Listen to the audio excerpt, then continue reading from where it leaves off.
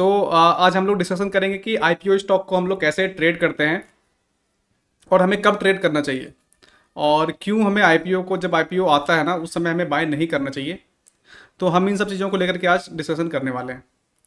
IPO जो होता है ना, नॉर्मली देखिए ये हाईली हाइप्ड प्रोडक्ट होता है, जो कि इसका कि मकसद होता है कि हमको रिटेल पब्लिक को बेचना है किसी भी प्रकार से। ठीक है। तो नॉर्मली आईपीओ जो होता है ना, वो अच्छे मार्केट में लाया जाता है। जैसे कि आप अभी देखो लास्ट 3-4 ईयर्स में सारे आईपीओ जो भी अभी आप मेजर आईपीओ देख सकते हो, सबको लाया गया और उसको अच्छी कीमत में लोगों को दिया गया, मतलब एक हाइप्ड प्राइस में। ठीक है।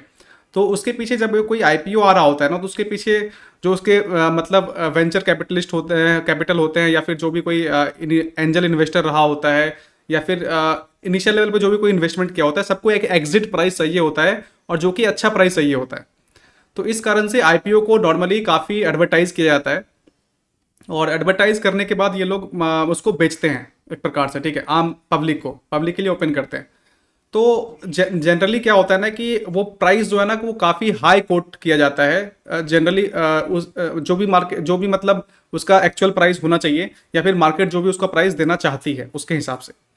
तो इस कारण से हमें जो है ना, कभी भी उसको बाय नहीं करना चाहिए एक आईपीओ को, जब वो मार्केट में पहली बार आती है। तो एज ए प्रोफेशनल ट्रेडर, क्योंकि हम जान रहे हैं चीज़ों को, हम समझ रहे हैं, देखिए हमारे पास एज होना चाहिए।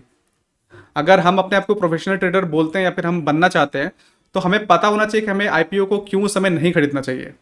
दूसरी चीज़ ये होता है कि अभी तक वो रियल मार्केट में आया नहीं है। अगर कोई कंपनी है, मान के चलो पेटीएम है या फिर नायका है, तो हमें नहीं पता कि मार्केट उसको कैसे इवेल्युएट करने वाली है। ठीक है। अभी तो जो वो प्राइस बोल रहे हैं, वो अपना कोटेशन दे रहे हैं, उनका जो भी वैल्यूएशन का तरीका है, क्योंकि उसके पीछे देखिए इन्वेस्टमेंट बैंकर लगे होते हैं।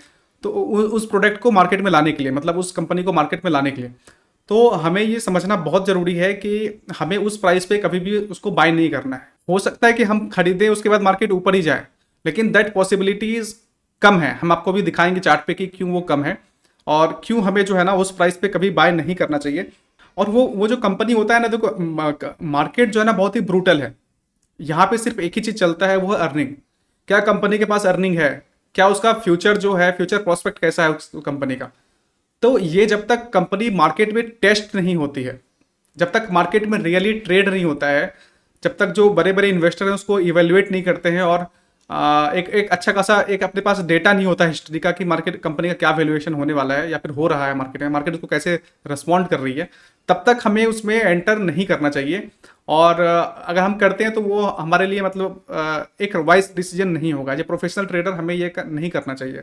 और जनरली मार्केट आईपीओ जो है ना, वो अच्छे मार्केट में लाया जाता है। बेयर मार्केट में तो आपको बहुत ही रेयरली कोई आईपीओ आपको आता हुआ दिखेगा। तो ये सब बातें हैं जो कि जिस कारण से हमें जो आईपीओ जब लॉन्च होता है उस समय हमें उसको नहीं बाय करना चाहिए। और तो अगला क्वेश्चन आता है कि हमें उसको कब बाय करना चाहिए। ठीक है।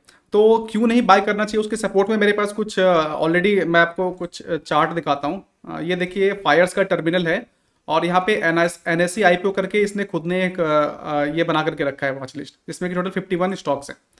तो अभी हम एक एक करके सबके तरफ जाएंगे और देखेंगे कि क्यों हमें उसको बाय नहीं करना चाहिए उस प्राइस पे। ठीक है। ये वीकली चार्ट्स हैं सबके। आप चाहे तो मैं डेली लगा लेता हूँ। ओके। तो ये डेली चार्ट है। ये देखिए हम लोग स्टार्ट करते हैं स्टार्टिंग से। ओके। ये देखिए वेनस पाइप्स है। इसका लिस्टिंग प्राइस अराउंड 345 रुपीज़ का था। आप इस पर फोकस करें, जब यहाँ पे लिस्टिंग हुआ तो यहाँ पे थोड़ा सा एक डाउनफॉल आया। ठीक है। उसके बाद नो डाउट एक छोटा सा बेस बनाया कपड़ा एंड हिल का, फिर ब्रेकआउट आया और फिर एक तरफा मार्केट ऊपर जा रहा है।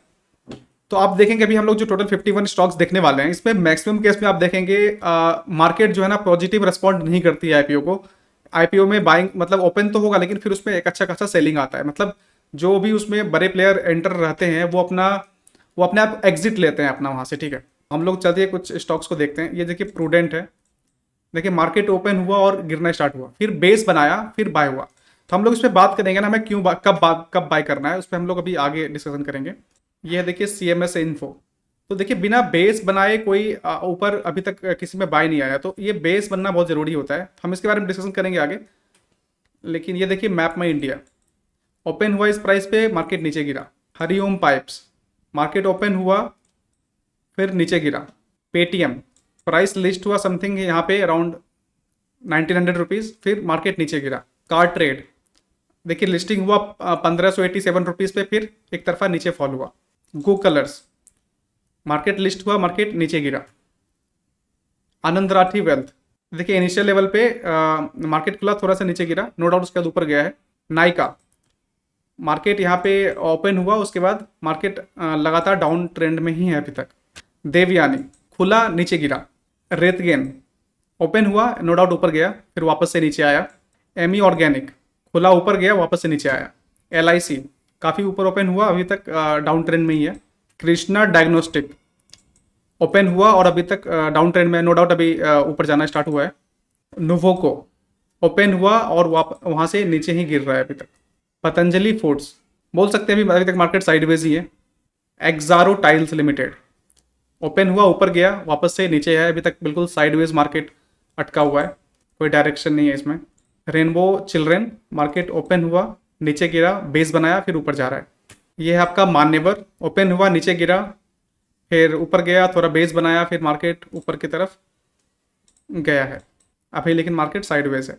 इथोज, ओपन हुआ, ये नो डाउट यहाँ से ऊपर ही गया है एक तरफा। सनसेरा, ओपन हुआ, नीचे गया, फिर बेस बनाया और अभी मार्केट थोड़ा ऊपर साइड जा रहा है, स्टेज 2 में है। फायर, ओपन हुआ, नीचे गिरा, ऊपर गया, मतलब अभी साइडवेज चल रहा है। अगर यहाँ से ब्रेकआउट आता है तो अच्छा ट्रेड यहाँ से बन सकता है सेफायर फूड्स में, तो आने वाले समय में देखते हैं क्या होता है। ये है स्टार हेल्थ, अभी तक डाउन ट्रेंड में ही है। कैंपस, ओपन हुआ, ऊपर गया, प्रॉफिट बुकिंग आया और अभी तक डाउन ट्रेंड में ही चल रहा है campus active fair. Delivery, open हुआ, नीचे गिर रहा है अभी तक। डाटा पैटर्न्स, नो डाउट अच्छा ओपन हुआ और वहाँ से मार्केट ऊपर ही गया है। AGS transact tech, market open हुआ, नीचे गिरा, ये आप देख सकते हैं। मेड प्लस, ओपन हुआ, अभी तक अपना जो ओपनिंग प्राइस है उससे नीचे ही ट्रेड कर रहा है। केमप्लास्ट, अपने ओपनिंग प्राइस के नीचे ही ट्रेड कर रहा है अभी तक। ये है अदानी विलमार, ओपनिंग प्राइस के आसपास ही अभी ट्रेड कर रहा है। एथर इंडस्ट्रीज, ओपन हुआ था, ऊपर गया, अभी तक साइडवेज, अभी तो आप इसको साइडवेज ही बोल सकते हैं। सिगाची, ओपन हुआ काफ़ी ऊपर, मार्केट नीचे आया, बेस बनाया, अभी ऊपर जाना स्टार्ट हुआ है। एक अच्छा बेस बनाया, ऊपर जा रहा है। SJS enterprises. पारस, ओपन हुआ, ऊपर जा रहा है, अभी यहाँ पे बेस फॉर्मेशन हो रहा है, अगर यहाँ से बेस बन के ऊपर ब्रेकआउट आता है तो ट्रेड एग्जीक्यूट किया जा सकता है इसमें। ये है veranda learning solution, market open हुआ, ऊपर गया, फिर अभी डाउन ट्रेंड में ही चल रहा है। तेगा इंडस्ट्रीज, मार्केट ओपन हुआ, नीचे गिरा, फिर बेस बनाया, अभी ब्रेकआउट देकर के ऊपर गया है।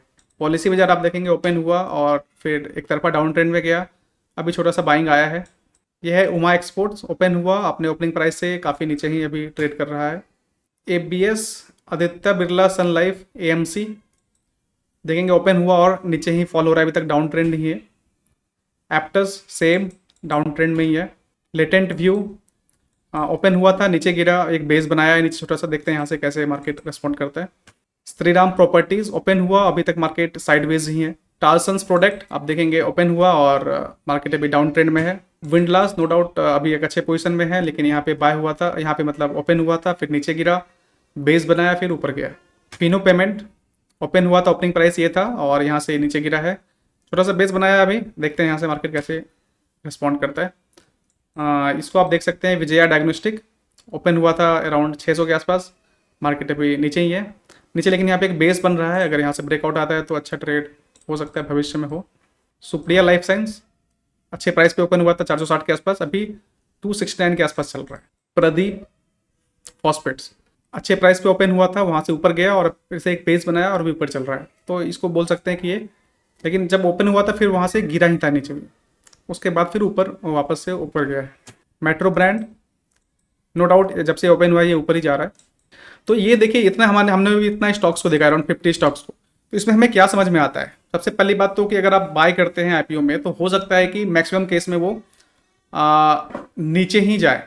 तो हम लोगों ने भी मैक्सिमम केस में देखा कि हम जब इसको जो अपना IPO स्टॉक्स है ना, इस हम जब बाय करते हैं तो वो नीचे चला जाता है, मतलब अगर हम लोग जब लॉन्च के समय इसको बाय करते हैं तो वो नीचे जाता है, और इनफैक्ट मैक्सिमम केस में हमने देखा है कि मोर देन 50% नीचे जाता है, मतलब अगर आप कुछ पैसा लगा रहे हैं तो वो नीचे ही जाएगा, बहुत कम चांस है, मतलब आपका प्रोबेबिलिटी है बहुत कम है। हम लोग ने 50 स्टॉक देखा जिसमें कि बहुत कम में मार्केट एक तरफा ऊपर गया है हम लोग को, मतलब बाय करने के बाद, लॉन्च प्राइस के बाद। तो हमें जब IPO लॉन्च होता है उस समय कभी नहीं खरीदना है। तो इससे हम क्या डिराइव करें, क्या हम लोग इससे ये डिराइव करें कि जो IPO में स्टॉक्स होते हैं वो अच्छे नहीं होते हैं? तो मेरा कहना ये बिल्कुल भी नहीं है। देखिए, कोई भी कंपनी लॉन्च होती है मार्केट में तो उनका कुछ ना कुछ एक मकसद होता है।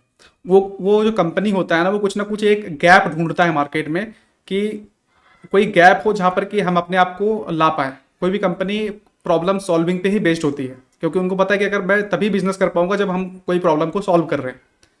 तो जो भी नई कंपनियां होती है वो जनरली कोई ना कोई प्रॉब्लम को सॉल्व कर रही होती है, या फिर कोई ना कोई गैप होता है मार्केट में जिसको कि वो फिल कर रही होती है। तो ये बात को हमें समझना जरूरी है। तो आईपीओ को हमें उस समय नहीं खरीदना जिसमें वो लॉन्च हो रहा है, हमें अपने कंडीशंस पे उसको बाय करना है। तो अब हम लोग ये देखेंगे कि हमें आईपीओ को खरीदना कब है। तो हमने समझ लिया कि क्यों हमें आईपीओ को जब लोग लॉन्च कर रहा है तब हमें नहीं खरीदना है, ठीक है। देखिए, आईपीओ जो होता है ना, एक बहुत अच्छा अपॉर्चुनिटी होता है जब उसका पहला बेस बनता है। कोई भी आईपीओ जैसे लॉन्च हुआ, उसके बाद वो ट्रेड करेगी मार्केट में, फिर वो पहला बार एक अपना बेस बनाएगी। तो जब वो अपना बेस बनाएगी ना, तो उस समय वो पहला समय होगा जब हम उसको बाय करने की कोशिश करेंगे, ठीक है। तो आईपीओ एक बहुत ही अच्छा अपॉर्चुनिटी होता है एक नए कंपनी में एंटर करने का, क्योंकि कंपनी उस समय तक जो है ना, वो मार्केट को डोमिनेट नहीं कर रही होती है। उसका जो चांसेस ऑफ स्केलेबिलिटी होता है वो बहुत ही ज़्यादा होता है। अगर उसका पास प्रोडक्ट अच्छा है, कंपनी का बोर्ड अच्छा है, और अगर कोई मार्केट फिट भी उसका अच्छा है, उस कंपनी ने कहीं गैप भी ढूंढ के रखा है कि हमें मार्केट के किस एरिया में काम करना है, तो नो डाउट कंपनी का वो अर्ली फेज होता है जहाँ पर कि हम एंट्री कर सकते हैं। तो हमें आईपीओ में एंटर करना है, लेकिन कब करना है? जब उसका पहला बेस बन जाए।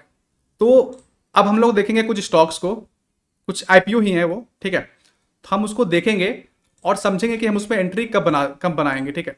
ये देखिए, हमारे पास आईपीओ है, ये टोटल 67 स्टॉक्स है इसमें। ये सब अच्छे क्वालिटीज़ के आईपीओज हैं जो कि मैंने मार्केट स्मिथ इंडिया से उठाया है, ठीक है। तो हम इसको देखेंगे और समझेंगे यहाँ पे डिटेल में कि हमें कब उस आईपीओ को खरीदना है। पहला हमारे पास है वेनस पाइप्स। आप देखेंगे यहाँ पे ओपन होता है इस प्राइस पे अराउंड 360 रुपीज़ पे, मार्केट नीचे आता है, फिर एक बेस बनाता है। यहाँ पे बेस बनाने के बाद ब्रेकआउट आता है। तो ये सब वो लेवल होता है जहाँ पर कि हमें उसको खरीदना चाहिए, ठीक है। जैसे यहाँ पे एक सेकेंड बेस बनाया है यहाँ पे, तो ये एक बायबल बेस होता है। ये बहुत ही अर्ली टाइम्स होता है जब आप कोई नई कंपनी में आप पार्टिसिपेट कर सकते हैं, क्योंकि उसका ग्रोथ का चांसेस बहुत ही ज़्यादा होता है कोई भी आईपीओ का, क्योंकि वो छोटा सा कंपनी होती है, पहली बार भी प्रॉफिटेबल होती है। तो वो फिर मार्केट में लिस्ट अगर वो होती है तो हमारे लिए, आम पब्लिक के लिए वो ओपन हो जाती है ट्रेड करने के लिए या इन्वेस्ट करने के लिए। तो हमें इंतजार करना है पहला बेस बनने का। अब होता है कि अगर कुछ समय के लिए मार्केट में ट्रेड करती है ना कोई भी कंपनी, तो हमें उसका जो असली जो उसका वैल्यू है वो हमें मालूम चल जाता है, क्योंकि मार्केट उसको कैसे वैल्यू दे रही है ये ज़्यादा इंपॉर्टेंट है। अगर मैं कंपनी का ऑनर हूँ तो मेरा एक बायसनेस रहेगा कि नहीं, मेरी कंपनी तो बहुत अच्छी है, अच्छा करेगी आगे चल के, ये मेरा बायसनेस है, क्योंकि मैं वो कंपनी को ओन कर रहा हूँ, ठीक है। लेकिन इट डजेंट मीन कि मार्केट भी वही कीमत देगी मेरी कंपनी की जो मैं सोच रहा हूँ। मार्केट बहुत ही ब्रूटल है, उसको मतलब नहीं है कि आप क्या सोच रहे हैं। मार्केट को बस इस बात से फर्क पड़ता है कि एज ए कंपनी क्या आपका ग्रोथ क्या है, आप कितना इनकम जनरेट कर सकते हैं, दिस इज इट। उसको इस बात से कोई मतलब नहीं है कि आप क्या सोचते हैं, आपका क्या विजन है। तो ये देखिए, हमें अगर इन्वेस्ट भी करना है तो हमें पहला बेस बनने का इंतजार करना है। बेस बनने के बाद ही हमें इन्वेस्ट करना है, ठीक है। जैसे ये देखिए, पहला बेस बना, this is second base, this is third base and this is fourth base. तो उसके बाद ही हमें इन्वेस्ट करना है। और देखिए कि क्या अपॉर्चुनिटी, मतलब आईपीओ बहुत अच्छा अपॉर्चुनिटी प्रोवाइड करते हैं। इनफैक्ट अगर आप हिस्ट्री उठा के देखेंगे तो जो सबसे अच्छा रिटर्न देती है ना, वो आईपीओ स्टॉक्स होती है। लेकिन हमें उसको राइट टाइम पे बाय करना होता है, ना कि लॉन्च प्राइस पे। एक और स्टॉक को हम लोग देखते हैं, ये है इंडिया पेस्टिसाइड्स। नो डाउट अभी ये ओपन हुआ था, नीचे गया है, अभी तक ये अपना जो ओपनिंग प्राइस है वहाँ तक भी नहीं आया है। आप समय देखेंगे अराउंड 2021 का स्टॉक है और 2023 चल रहा है, अभी 2 साल हो गए। ये देखिए है उज्जीवन फाइनेंस। तो हमें इसमें अभी भी देखिए ये अभी ओपनिंग प्राइस के आसपास ही चल रहा है। तो जब तक ये बेस कंप्लीट नहीं होता ना, तब तक हमें इसे बाय नहीं करना है। ये देखिए प्रूडेंट कॉर्प, मार्केट ओपन हुई, नीचे गई, फिर यहाँ पे एक बेस बनाया, एक छोटा सा वीसीपी बना, कैपिटल हैंडल भी बोल सकते हैं आप इसको, ब्रेकआउट आया। तो ये समय होता है हम उसको बाय करने की कोशिश करेंगे या फिर बाय करना चाहेंगे। उसके बाद देखिए एक बार जब वो अप ट्रेंड में आया तो फिर देखिए लगातार बाइंग आ रहा है। और कुछ एग्जांपल देखते हैं। ये देखिए इलेक्ट्रॉनिक्स मार्ट, ओपन हुआ, नीचे गिरा, फिर ये पहला बेस बना यहाँ पे, ये फर्स्ट बायबल बेस। देखिए बेस भी अलग अलग प्रकार का होता है, हम सिर्फ उसी को बाय कर पाएंगे ना जो बायबल हो, जिसमें रिस्क छोटा हो रहा हो, ठीक है। जैसे यहाँ पे ये छोटा सा रिस्क बना रहा है हमारा 6.44% का, तो ये एक बायबल बेस है। बेस तो बहुत सारे हो सकते हैं, लेकिन हमें बायबल बेस पे फोकस करना है, इसमें कि हम एंट्री बना सकते हैं, ठीक है। तो ये पहली बार एक बायबल बेस बना और जहाँ पर कि हम यहाँ पे एंट्री बना सकते हैं, ठीक है। मार्केट यहाँ से स्टेज 2 में गया और अभी तक देखिए ऊपर चल रहा है। तो क्या यहाँ पे ये रुकेगा हमें नहीं पता, लेकिन ये और भी ऊपर जा सकता है आराम से। इलेक्ट्रॉनिक स्मार्ट, तो ये होता है समय जब हमें आईपीओ को खरीदना होता है, जब वो फर्स्ट टाइम पहली बार एक बायबल बेस बनाता है तब। नेक्स्ट स्टॉक की तरफ जाते हैं, पावना इंडस्ट्रीज। देखिए ओपन हुआ, नीचे गया, फिर यहाँ पे एक छोटा सा कप हैंडल बोल सकते हैं बनाया, ब्रेकआउट दिया, और अभी स्टॉक जो है स्टेज 2 में चला गया है। ये देखिए सी इन्फो सिस्टम्स, मैप माई इंडिया, ठीक है। आप देखिए यहाँ पे मार्केट खुला, नीचे गया, फिर यहाँ पे देखिए बेस बना, first, this is first bible base. तो यहाँ पे हम चाहे तो एंट्री बनाएंगे, पहला entry, and this is again you can say this is second pole and flag pattern भी बोल सकते हैं इसको, हाई टाइट फ्लैग भी बोल सकते हैं। तो ये वो समय होता है जब हमें जो है ना आईपीओ में एंट्री बनाना होता है। नेक्स्ट स्टॉक की तरफ जाते हैं, हरिओम पाइप्स। मार्केट खुला, यहाँ पे बहुत समय बिताया, फिर एक बेस बनाया, ये देखिए कितना प्यारा सा कपर हैंडल बनाया यहाँ पे, फिर ब्रेकआउट दिया। तो ये वो राइट टाइम होता है जब हमें इसको बाय करना होता है। ये सबसे अर्ली पॉइंट है जब आप कोई नई कंपनी में घुस सकते हैं। तो इनिशियल बेस जो होता है ना आईपीओ का, वो बहुत इंपॉर्टेंट है, और हमें उस पर हमेशा ध्यान रखना चाहिए। जो भी आईपीओ स्टॉक्स आते हैं ना, कि उसमें पहला बेस जो बन रहा है उसको हम लोग जरूर बाय करने की कोशिश करेंगे। ये देखिए नेटवर्क पीपल सर्विसेज, ये देखिए पहली बार ये यहाँ पे बेस बनाया। नो डाउट छोटा कंपनी है तो थोड़ा सा लिक्विडिटी इशू है, बट अगेन सी बेस बनाया, फिर ऊपर जा रही है मार्केट, ठीक है। ये पहला बायबल बेस था इसका, this is second Bible base. Cup and handle pattern आपको दिख रहा होगा यहाँ पे, cup and handle, this is second Bible base. फिर यहाँ पे थर्ड बायबल बेस बनाया, कप एंड हैंडल का पैटर्न। इस प्रकार से अभी फिर से एक नया बेस यहाँ पे बना रही है, ठीक है। नो डाउट अभी रिस्क ज़्यादा है, लेकिन अगर यहाँ पे एक और कंप्रेशन होता है तो हमारे लिए एक फेवरेबल बाय हो सकता है। और स्टॉक देखते हैं हम लोग, वेजा डेंटिसिटी। तो इसमें भी कोई खास बायबल बेस तो नहीं दिख रहा मुझे, बस एक यहाँ पे दिख रहा है छोटा सा कंप्रेशन। इसको पुल एंड फ्लैग टाइप से बोल सकते हैं, या हाई टाइट फ्लैग। ये देखिए कार्टरेट टेक, तो अभी तक इसमें पहला बायबल बेस नहीं बना है कार्टरेट में। मार्केट ओपन हुआ, नीचे गिरा, अभी तक एक बेस फॉर्मेशन भी कंप्लीट नहीं हुआ है, तो हम अभी तक इसको एंटर नहीं करेंगे इसमें। ये देखिए चार्लेट होटल्स, आईपीओ आया, मार्केट एक तरफा नीचे गिरा, फिर पहला बायबल बेस बनाया यहाँ पे, दिस इज फर्स्ट टाइम। आप रिस्क देखिए कितना है, अराउंड 8% का रिस्क है यहाँ पे। तो ये पहला बायबल बेस होता है और हमें इसमें पार्टिसिपेट करने की कोशिश करनी चाहिए। ये देखिए इरिस क्लोथिंग, ये देखिए पहली बार आईपीओ लिस्टिंग हुआ, फिर पहला बेस बनाया यहाँ पे, and this is second base. यहाँ पे सेकेंड बेस बनाया कप हैंडल का, फिर वापस मार्केट ऊपर गया। ये देखिए है आनंद राठी वेल्थ, तो ये देखिए पहला बायबल बेस यहाँ पे बना था। नो डाउट यहाँ पे रिस्क ज़्यादा था, आप इसको छोड़ भी सकते हैं, बट अगेन आपके पास मल्टीपल बार आपके पास अपॉर्चुनिटी आया। यहाँ पर भी एक बायबल बेस था, छोटा सा रिस्क, फिर यहाँ पे एक छोटा सा रिस्क, वीसीपी बना और रिस्क। तो आप लोग देखिए कि जब हम लोग तभी बाय कर रहे हैं ना जब प्रॉपर वीसीपी कहीं पे बन रहा है। बिना वीसीपी का हम लोग आईपीओ में भी बाय नहीं करेंगे। हमारे पास बेस होना चाहिए, उसमें वीसीपी कैरेक्टरिस्टिक होना चाहिए, उसके बाद हम उसमें एंटर करते हैं। और आनंद राठी, मतलब मैं जैसा बता रहा था आपको कि आईपीओ बहुत अच्छा अपॉर्चुनिटी होता है, क्योंकि कंपनी उसमें नई होती है और उसके लिए मार्केट पूरा ओपन होता है, तो वो जितना चाहे उतना ग्रो कर सकती है आने वाले समय में, ठीक है। तो वो जब भी पहला बेस बनता है ना, और वहाँ पे जब वीसीपी कैरेक्टरिस्टिक आता है, तो हमारे लिए पहला अपॉर्चुनिटी वो स्टॉक दे रहा होता है हमें, ताकि आप उसको अर्ली टाइम्स में एंट्री कर सकते हैं। जैसे आनंद राठी वेल्थ है, अभी तक देखिए ऊपर जा रहा है, मतलब डायरेक्शन ही ऊपर है। ये देखिए इक्विटास स्मॉल फाइनेंस बैंक, ये पहला बाइबल बेस था। अभी भी हम इसको बाइबल बेस तो नहीं बोलेंगे क्योंकि इस पर रिस्क ज़्यादा है, बट हाँ आप देख सकते हैं कि बेस बनाने के बाद ही हम इसमें एंट्री करने की प्लानिंग अगर चाहे तो कर सकते हैं। ये देखिए केन्स टेक्नोलॉजी, मार्केट में लिस्ट हुआ, फिर एक बेस बनाया, कप एंड हैंडल बनाया, ब्रेकआउट आया, फिर एक नया दूसरा बेस यहाँ पे बनाया कप एंड हैंडल का, या फिर यहाँ पे वीसीपी भी बोल सकते हैं, फिर ऊपर गया, फिर एक नया बेस यहाँ पे बनाया। यहाँ पे आपको देख सकते हैं प्रॉपर वीसीपी कैरेक्टरिस्टिक, फिर यहाँ पे बाइंग इनिशिएट हुआ। तो बिना बेस फॉर्मेशन के हमें आईपीओ में भी एंटर नहीं करना। ये देखिए आपका है रेलटेल कॉर्प, आईपीओ आया, मार्केट नीचे गया, फिर बेस बनाया, फिर यहाँ पे ये पहला बायबल बेस है first time, and this is second time. तो हमें बेस के बाद ही आईपीओ में भी बाय करना है, हमें वीसीपी कैरेक्टरिस्टिक भी चाहिए। ये देखिए यहाँ पे ब्यूटीफुल चार्ट है केपीआई ग्रीन का, लिस्ट हुआ था, दिस इज फर्स्ट टाइम जब आपको अपॉर्चुनिटी दिया था ये बाय करने का। फिर वापस से दूसरा अपॉर्चुनिटी आपको कहीं यहाँ पे दिया जब आपको बाय करना चाहिए था, जहाँ पर कि आपको अपॉर्चुनिटी दिया केपीआई ग्रीन के द्वारा कि आप यहाँ पे एंटर कर सकते हैं, क्योंकि यहाँ पे एक बेस बना था और अभी फिर से एक नया बेस बनने की कोशिश हो रही है। देखते हैं ये बेस कैसे टर्न आउट होता है।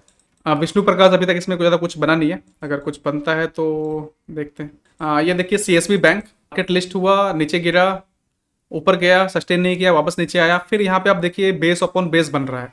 तो ये यहाँ पे ये जो एरिया था ना, यहाँ पे आपको पहला बार यहाँ पे अपॉर्चुनिटी मिला था कि आप यहाँ पे पार्टिसिपेट कर सकते हैं छोटे से रिस्क के साथ, 5% रिस्क के साथ। और अभी या फिर यहाँ पे अगर कप एंड हैंडल कंप्लीट होता है, ये बड़ा वाला कप एंड हैंडल, तो यहाँ पर भी हमें पार्टिसिपेट करने का मौका मिल सकता है। ये देखिए श्याम मेटालिक्स है, मार्केट लिस्ट हुआ था, नीचे गया, फिर एक बेस बनाया, नीचे ब्रेकआउट आया और अभी मार्केट ऊपर की तरफ जा रहा है। रेट गेन ट्रैवल, मार्केट यहाँ पे लिस्ट हुआ था कहीं पे, थोड़ा सा ऊपर गया, वापस नीचे आया, फिर अभी देखिए बेस बनाया और यहाँ पे एंट्री हुआ और यहाँ पे अभी तक मार्केट ऊपर चल रहा है। तो ये चार्ट ऑफ द वीक का भी स्टॉक था, हमने यहाँ पे इसको सजेस्ट किया था कि यहाँ पे आप बाय कर सकते हैं जब यहाँ पे वीसीपी फॉर्मेशन हो रहा था। तो ये देखिए ग्लोबल हेल्थ, ये देखिए मार्केट यहाँ पे लिस्ट होता है अराउंड 416 रुपीज़ पे, फिर मार्केट बेस बनाती है, ब्रेकआउट आता है, फिर बेस बनाती है, फिर ये पहला बायबल बेस बना था हमारे लिए क्योंकि यहाँ पर रिस्क छोटा था। यहाँ पे आप रिस्क देखेंगे तो अराउंड 5.81% का रिस्क था। फिर अभी नया एक वायबल बेस बना रहा है, इसमें मेरा एंट्री भी है, इसमें मेरा पोर्टफोलियो का स्टॉक है अभी, वो लाइट पोजीशन के साथ है। यहाँ पे 5.69% का यहाँ पे रिस्क है। तो ये इसको पोलैंड फ्लैग भी बोल सकते हैं या फिर वीसीपी भी बोल सकते हैं। यहाँ पे फर्स्ट कंप्रेशन, जैसे सेकंड कंप्रेशन, क्योंकि रिस्क छोटा था इसलिए हमने यहाँ पे एंट्री बनाया था। ये देखिए ओसिया हाइपर रिटेल, यहाँ पे एक छोटा सा पेस बन रहा है, अगर यहाँ पे कुछ बनता है तो यहाँ पे ट्रेड इनिशिएट किया जा सकता है। ये देखिए नॉलेज मैरिन इंजीनियरिंग, आप इसमें देखिए मल्टीपल बेसेस आपको दिखेंगे, नीचे भी आपको बेस बनता हुआ दिखेगा। लिक्विडिटी इशू है नो डाउट, बट यहाँ पे एक बार फिर से हमें अपॉर्चुनिटी दिया था, नो डाउट यहाँ पर रिस्क थोड़ा ज़्यादा था, 11% का था। यहाँ पे कप एंड हैंडल का स्ट्रक्चर कंप्लीट हुआ था, ब्रेकआउट आया था, तो उम्मीद है यहाँ पे हो सकता है फिर से एक नया बेस बने और फिर से यहाँ पे ब्रेकआउट आए, तो हम उसका इंतजार करेंगे। तो इन सब स्टॉक को देखने के बाद हमें ये समझ में आ रहा है ना कि आईपीओ बुरा नहीं है, लेकिन हमें राइट प्राइस पे बाय करना है।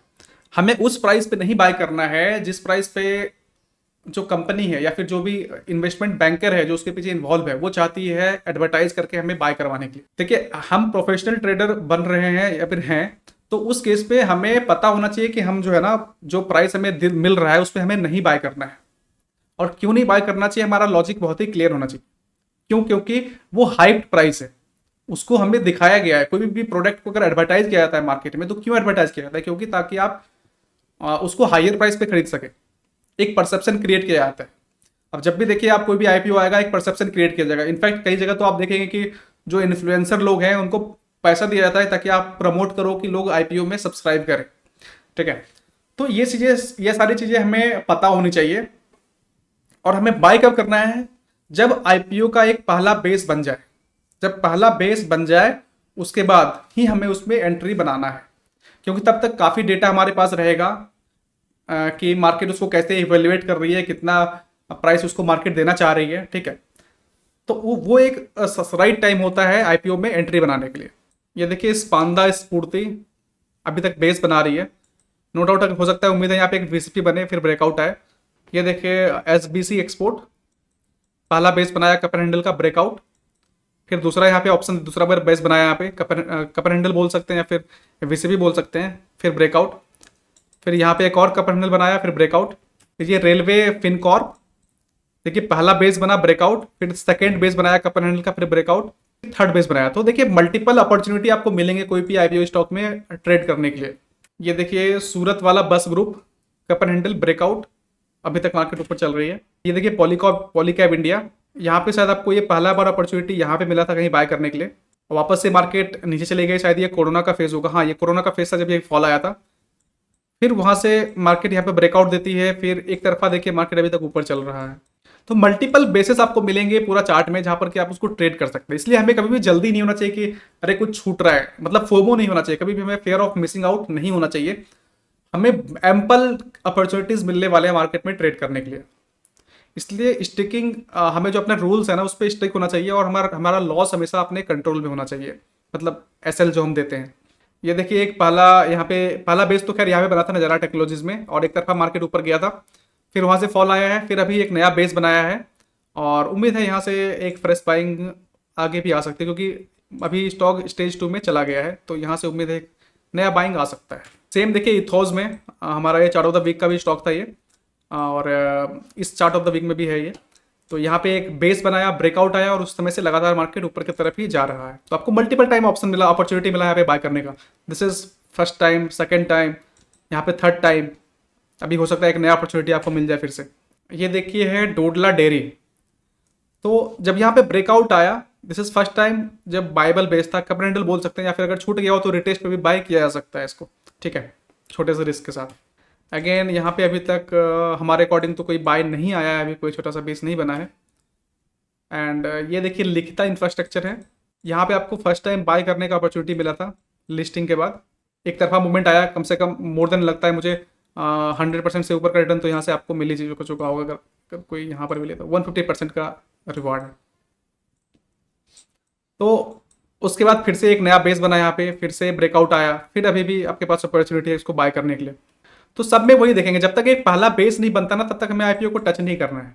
दिस इज 5 स्टार, देखिए simple cup and handle breakout. ये देखिए पहला बेस बना सायरमा एसडीएस टेक्नोलॉजी, आईपीओ लिस्ट हुआ, ये बेस बनाया, ब्रेकआउट आया, मार्केट अभी एक तरफा ऊपर की तरफ है। ये देखिए garden rich ship building company है, ये सरकारी कंपनी है मे बी शायद। ये फर्स्ट टाइम आपको बाय अपॉर्चुनिटी यहाँ मिला था बेस के पास, दिस वॉज फर्स्ट टाइम। फिर ये कोरोना का फॉल, फिर एक नया बेस बनता है यहाँ पे फिर सेकेंड टाइम बाय करने का अपॉर्चुनिटी मिला। एंड अभी रिसेंटली फिर से यहाँ पे बाय करने का हमें अपॉर्चुनिटी मिला था जब ये बेस बना था। तो देखिए हम अभी भी बेस से हट नहीं रहे हैं, बेस हमारा अभी भी वही है, इंटैक्ट है, एज वेल एज हमारा वीसीपी भी इंटैक्ट है। तो जब हम अभी भी तभी बाय कर रहे हैं ना जब हमारे पास वीसीपी बन रहा है, हमारे पास एक बेस फॉर्मेशन हो रहा है और हमें एक लो रिस्क एरिया मिल रहा है। ये देखिए है rail Vikas Nigam limited, this is ये शायद मेरे हिसाब से फर्स्ट टाइम बाय इनिशिएट यहाँ पे होना चाहिए था, लेकिन यहाँ पे क्योंकि हमारा रिस्क फेवरेबल नहीं है तो हम इसको अभी भी छोड़ देते। तो हमारे पास जो अपॉर्चुनिटी आया था वो शायद ये था पहली बार, जब हमारे छोटा सा एक रिस्क मिला था अराउंड 5.77% का, और वीसीपी कैरेक्टरिस्टिक भी था, तो उसके बाद हम इसको बाय कर सकते थे। सूर्योदय small finance bank, market open हुआ, नीचे गिरा, एक बेस बनाया, अभी तक कोई भी बाइबल बेस नहीं बना जहाँ पर कि छोटा रिस्क हो। नो डाउट यहाँ पे छोटा सा एक डबल बॉटम बोल सकते हैं, बट हाँ हम इस पर ट्रेड नहीं करते क्योंकि हमारा रिस्क काफ़ी ज़्यादा हो रहा होता है। ये देखिए mister Bector foods, market open हुआ, लिस्ट हुआ कंपनी, नीचे गिरी, लगातार नीचे गिरी, फिर एक बेस बनता है यहाँ पे। आप देखेंगे यहाँ पे कितना ब्यूटीफुल कप एंड हैंडल बोल सकते हैं इसको, या फिर हेड एंड शोल्डर भी बोल सकते हैं। बेस बनाया, ब्रेकआउट आया, ये पहला बायबल बेस बना था हमारे पास। उसके बाद देखिए दूसरा बायबल बेस हमारे पास फिर यहाँ पे बना था। यहाँ पे अगर रिस्क देखेंगे तो काफ़ी छोटा ही होगा उम्मीद है, हाँ अराउंड 6% का रिस्क था यहाँ पे। ये सेकेंड टाइम हमें बाय करने का अपॉर्चुनिटी मिला था यहाँ पे। ये देखेंगे मैचगांव डॉक से बिल्डिंग कंपनी, ये भी। तो देखिए कोई भी स्टॉक में आपको मल्टीपल टाइम ऑप्शन अपॉर्चुनिटी मिलेगा बाय करने का। ये आप देखिए Mazagon dock, this is cup and handle pattern, देखिए simple cup and handle, cup और हैंडल ब्रेकआउट। ये फर्स्ट टाइम हमें बायबल बेस मिला था, एंड यहाँ पे हमें सेकेंड बायबल बेस मिला बाय करने के लिए, और फिर यहाँ पे थर्ड टाइम और यहाँ पे फोर्थ टाइम। तो आपको देखिए एक ही स्टॉक में आपको मल्टीपल अपॉर्चुनिटी मिलेंगे बाय करने के लिए। ये देखिए फ्यूजन माइक्रो फाइनेंस, ओपन हुआ, ऊपर गया, फिर यहाँ पे बेस बनाया, first bible base and this is second Bible base. तो 2 बार हमें अपॉर्चुनिटी यहाँ पे मिल चुका है बाय करने के लिए, अभी तक मार्केट ऊपर ही है। And Ksolves India limited, no doubt इसमें मल्टीपल अपॉर्चुनिटी हमें मिले होंगे। तो यहाँ पे देखिए इसको हम लोग शायद मान सकते हैं पहली बार। यहाँ पे देखिए कितना अच्छा वीसीपी बना है और ब्रेकआउट आया, और फिर मार्केट एक तरफा ऊपर। सेम एमटीआर टेक्नोलॉजी, ये देखिए यहाँ पे आपको फर्स्ट टाइम ये अपॉर्चुनिटी मिला था यहाँ पे बाय करने के लिए, सिंपल बेसिंग स्ट्रक्चर, और यहाँ पे दूसरी बार, फिर अभी नया ऊपर के साइड मूवमेंट स्टार्ट हुआ है, फिर से यहाँ पे देखिए बेस बनाया यहाँ पे, ब्रेकआउट, और अभी ऑल टाइम हाई के पास चल रहा है। SJS enterprises same, market list हुआ था, नीचे गया, फिर एक लंबा सा बड़ा सा बेस बनाया, वीसीपी कैरेक्टरिस्टिक दिखाया, और यहाँ पे ब्रेकआउट आया, फिर अभी मार्केट ऊपर की तरफ जा रही है। तो ये थे कुछ एग्जांपल्स, मेरे हिसाब से ये काफ़ी था मतलब हमारे साइड से आज के लिए। और अगर आप लोगों को कुछ पूछना है तो आप पूछ सकते हैं, तो हम लोग उस पर फिर फर्दर डिस्कशन करेंगे और फिर क्वेश्चन आंसर की तरफ भी जाएंगे। बढ़िया, ऑल गुड। तो सर वैसे तो ज्यादातर जो कंफ्यूजन थी वो क्लियर हो गई। तो मतलब आपने जैसे बोला कि जो बायबल बेस आएगा हम वही बाय करेंगे, इसके बिना हम एंट्री नहीं करेंगे। या जो स्टार्टिंग का फेज होगा उसमें तो बिल्कुल भी नहीं करेंगे। हाँ, बिल्कुल भी नहीं करेंगे। तो जो हमें पहले ऑफर करा हुआ है प्राइस, उसके बाद थोड़ी करेक्शन होगी, स्टेज 1 का एंड होगा, और तब बायबल बेस बनेगा तब हम एंट्री करेंगे बिल्कुल अकॉर्डिंग टू वीसीपी कैरेक्टरिस्टिक्स। बिल्कुल। हाँ जी, तो सर ओवरऑल ठीक है। जो आपने आईपीओ स्टॉक्स भेजा है, क्या आप इसकी लिस्ट शेयर कर सकते हो ट्रेडिंग व्यू की सर? हाँ, मैं शेयर कर देता हूँ ग्रुप में। हाँ जी, ठीक है। ठीक है, मैं शेयर कर दूँगा। और किन्हीं के पास कुछ क्वेश्चंस है regarding IPO stocks? Hello sir. हाँ, नमस्ते विपुल जी, बताइए।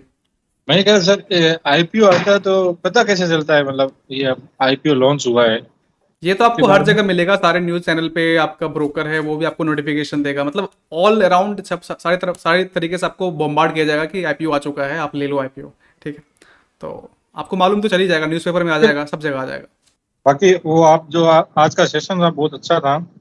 Thank you. तो आपने बताया कि शुरुआत इनिशियल डे में मतलब उसको बाय नहीं करना, उसको देखना है, थोड़ा वॉच करना है। हाँ बिल्कुल, क्योंकि वो जो होता है ना वो हाइप, मतलब कि काफ़ी हाइप बनाया जाता है कोई भी कंपनी जब पहली बार लिस्ट होती है ना, क्योंकि उसके पीछे आप देखिए पूरा प्रोफेशनल, पूरा मार्केटिंग टीम लगी होती है, पूरा प्रोफेशनल इन्वेस्टमेंट बैंकर्स लगे होते हैं, और आपका जो उसका जो इनिशियल लेवल पे जो उस कंपनी में इन्वेस्ट किए सबका एक क्या बोल सकते हैं, एक बायसनेस होता है कि हम उसको अच्छे प्राइस पे लिस्ट करना है ताकि हम उसमें एग्जिट ले पाएँ एक अच्छे कीमत पे। वापस उस लेवल को टच करे, उसको क्रॉस करे, तब भी अपने को बाइंग बाइंग का थोड़ा हाँ, सोचना उसके बाद हमें पड़ेगा। नहीं कोई ज़रूरी नहीं है उसको टच करें, लेकिन कोई भी एक बेस बनना चाहिए, एक वीसीपी करेक्ट, जैसे जो हम लोग वीसीपी देखते हैं ना नॉर्मल स्टॉक्स में, जहाँ पर एक बेस बन रहा हो कप एंड हैंडल का या कुछ भी, तो वो जब भी अब वो नया मतलब कि कुछ समय बिताने के बाद जब एक बेस बने और स्टेज 2 में स्टार्ट हो स्टॉक्स, तो हमें वहाँ पे बाय करने या फिर एंट्री बनाने की कोशिश करना है। सर वीसीपी और कप एंड हैंडल में थोड़ा बहुत बताइए ना सर, क्या डिफरेंस है? कोई डिफरेंस नहीं है, सेम ही है, कोई अंतर नहीं है। अगर अगर कप एंड हैंडल में भी आपका रिस्क अगर छोटा आ रहा है, ठीक है, 7-8% आ रहा है या 8% के नीचे है, तो आप वहाँ पे एंट्री बना सकते हैं, कोई इशू नहीं है। पर वो अप ट्रेंड में होना चाहिए मार्केट में ना? देखिए शुरुआत में तो हो सकता है नहीं हो, ठीक है, क्योंकि जब अगर पहला बेस अच्छा। बन रहा हो, जब पहली बार स्टॉक स्टेज 2 में आ रहा हो, ठीक है, तो उस समय हो सकता है आप ट्रेंड में ना हो। लेकिन उसके बाद अगर स्टेज 2 से एक बार निकल चुका है ना स्टॉक, तो फिर स्टेज 2 मतलब फिर आपको जो है ना वो अप ट्रेंड में ही मिलेगा। मतलब ठीक है पहला सर, बेस जो आईपीओ होता है ना संबंधित वो वहां से आपको वहां उस समय तो आप नहीं बोल सकते कि आपको अप ट्रेंड में मिलेगा, लेकिन एक बार स्टेज 2 में क्रॉस हो जाता है फिर आपको वो अप ट्रेंड में ही मिलेगा। तो वोलेटाइल बहुत होता है शुरुआत में जब आता है। हाँ देखिए ये सब पार्ट है मार्केट का, वोलेटाइल होना, ऊपर नीचे होना, तो अब आप मार्केट में है तो इन सब चीज़ों से ज़्यादा डरने की ज़रूरत नहीं है। इट्स हाँ हाँ, पार्ट ऑफ गेम। जल्दी से ऊपर भी जा सकता है और नीचे भी जल्दी से आ सकता है, उसका कोई आइडिया नहीं है। जैसे आपने बताया कि बेस अगर बन जाए अच्छा, तब रिस्क एंड रिवॉर्ड करके हाँ, पैसे हमें बनाए। हमें रिस्क रिवार्ड देखिए, हमें जब भी हमें कभी मन में दुविधा हो, कभी भी डाउट हो, तो हमें याद रखना है कि हमारा दोस्त सिर्फ रिस्क एंड रिवार्ड है। जितना अच्छा हम हाँ रिस्क रिवार्ड मेंटेन करेंगे उतना ही हम प्रॉफिटेबल होंगे। हाँ हाँ, कोई नहीं बचाएगा मतलब उस ट्रेड में अपने मतलब को। इस सेशन से आप लोग जो जुड़े हैं बस ये लेकर के चले जाइए कि हमें रिस्क रिवार्ड मेंटेन करना है और हमें एसएल छोटा रखना है, जितना छोटा रख सकते हैं। तो आप ऑलरेडी काफ़ी, मतलब मैं बोलूँगा ऑलरेडी आप 10% लोगों में से हैं जो कि इनकम जनरेट करते हैं ट्रेडिंग के थ्रू। ठीक है, और अगर आपको कोई भी जैसे जैसे मान के चलिए वीसीपी एक स्ट्रेटेजी है, ठीक है, तो अगर आपके पास कोई और भी स्ट्रेटेजी हो, ठीक है, तो हम्म। आप टेस्ट कैसे करेंगे कि वो स्ट्रेटेजी अच्छा है? तो आपके पास ये सिंपल सा ये रूल रखिएगा कि क्या उसमें रिस्क क्या है, ठीक है, क्या परसेंटेज ऑफ रिस्क मैं उस स्ट्रेटेजी में दूंगा, ठीक है, तो हम्म। आपको ऑटोमेटिक क्लियर हो जाएगा कि वो स्ट्रेटेजी मेरे लिए है भी या नहीं है, या फिर कभी कभी कंपेयर करना हो किसी से, ठीक है, तो आप हमेशा ये ध्यान में रखिएगा उसका आरआर क्या है, उसका एसएल क्या है, कितना परसेंट एसएल में दे रहा हूँ, उसमें पोजिशन साइजिंग में क्या मेंटेन करूंगा। तो ये सारा चीज आपको ऑटोमेटिक आपको खुद जवाब मिल जाएगा कि क्या ये स्ट्रेटेजी को मुझे ट्रेड करना चाहिए या फिर नहीं करना चाहिए। सर मैक्सिमम 6% अपना रिस्क होना चाहिए या 5%? देखिए मैं बोलता हूँ ना 6% इसलिए क्योंकि ताकि हम अच्छा पोजिशन साइजिंग मेंटेन कर सके। मान के चलिए आप 10% रिस्क लेते हैं, एसएल लेते हैं, तो क्या उसमें कोई हाँ बुराई हाँ, है? तो उसमें भी कोई बुराई नहीं है, लेकिन वहां पे आपका पोजिशन साइजिंग कम हो जाएगा। बहुत आप ज्यादा कम हो जाए। आप वहां पे सिर्फ अपने पूरे पोर्टफोलियो का 10% ही अलॉट कर पाएंगे, उस केस में आप एलोकेट कर पाएंगे। सर बताइए। एक मेजगॉर डॉग का एक लेना चाहेंगे एग्जांपल। हम्म। इसमें शायद सेकंड बेस बन रहा था कप एंड हैंडल जैसा। हम्म। हाँ ठीक है। हम्म। तो इसमें जैसे हमारा एसएल भी ठीक ठाक आ रहा है और हमको वीसीपी करेक्टरिस्टिक भी मिल रहा है। हम्म। तो यहाँ पे जैसे हम पार्टिसिपेट कर रहे हैं तो हमको ये दिख रहा है कि इसका जस्ट मतलब 8-10 पर जितना हमारा एसएल आ रहा है उसके अराउंड ही मतलब 10% के आसपास ये हमको रेजिस्टेंस फेस होने वाला है यहाँ पे। ठीक है। ठीक है। तो इस यहाँ पे हमारा क्या स्ट्रेटजी होना चाहिए और इसको कैसे पार्टिसिपेट करना चाहिए? नहीं इसमें ऐसा है ना कि ये बात आप सही बोल रहे हैं, ऊपर आपको रेजिस्टेंस दिख रहा होगा, आप इस रेजिस्टेंस की बात कर रहे हैं ना, ठीक है, हाँ तो ठीक है, लेकिन हमें इसको ज़्यादा वैल्यू नहीं देना है इस रेजिस्टेंस को। हाँ, ये इसी चीज को क्योंकि समझना था। क्योंकि यहाँ पे जब एक बार बेसिक स्ट्रक्चर कंप्लीट हो गया ना, एक बार जब बेसिक स्ट्रक्चर कंप्लीट हो गया और वहाँ पे हमें वीसीपी भी बनता हुआ दिख रहा है, तो इट मीन्स कि डिमांड आ रहा है वापस से। आप यहाँ पे वापस से आप इसको वीकली टाइम फ्रेम पे देखेंगे तो यहाँ पे देखेंगे कोई मेजर सेलिंग आया नहीं है, स्टॉक अभी भी अप ट्रेंड में इंटैक्ट है। और दूसरा ये कि जब ये हाई टूटता है ना, तो ये मतलब डाउ थ्योरी के हिसाब से भी ये डाउन ट्रेंड अब खत्म हो चुका है। अगर इसको आप डाउन ट्रेंड भी माने, अगर आप इस एरिया को डाउन ट्रेंड भी मानते हैं, तो यहाँ पे ये डाउन ट्रेंड खत्म हो चुका है जब ये ब्रेकआउट आया था। देखिए ऐसा हो गया कि यहाँ से डायरेक्ट ऊपर चला गया, लेकिन ऐसा हो सकता था कि यहाँ पे थोड़ा सा ये समय बिताता हाँ, और यहाँ पे थोड़ा ये एक और hovering यहाँ का पे phase आ एक सकता और है यहाँ स्ट्रक्चर पे। बना करके फिर ब्रेकआउट देता, तो ये भी संभावना था। लेकिन हाँ। हम इसको भी यहाँ पर भी हम आराम से एंट्री कर सकते हैं, कोई दिक्कत नहीं है। इसको हम लोग लो चीट एरिया बोलते हैं इसको। अगर नीचे भी वीसीपी बनता है ना, तो हम इसको लो चीट एरिया बोलते हैं, क्योंकि देखिए मेन ट्रेंड अभी भी ऊपर का ही है। ये शायद इसका 50% भी नहीं है। आप इसको देखेंगे ना, तो यहाँ से यहाँ तक का इसका ये 50% भी नहीं है, ठीक है। टोटल 178% का रिटर्न है, उसमें ये 33% है। मतलब आप फिबोनाची से भी देखेंगे ना, तो काफी ऊपर ही है, मतलब 50% से भी ऊपर का है ये 38% के आसपास ही होगा। हाँ, तो हमें इसमें कोई दिक्कत नहीं है जब तक ये अभी भी ये अप ट्रेंड का ही स्टॉक है। मतलब इसका मतलब मेन ट्रेंड जो है वो ऊपर का ही है, और वहाँ पे हमें कुछ ये ऐसा बनता हुआ दिखेगा ना बेसिक स्ट्रक्चर, तो हम आराम से कंफर्टेबली एंट्री ले सकते हैं बिना कोई दिक्कत का। और एक दूसरा क्वेश्चन था, जैसे ये आईपीओ वाले स्टॉक्स हैं, ये जैसे अर्ली स्टेज में होते हैं, हम्म।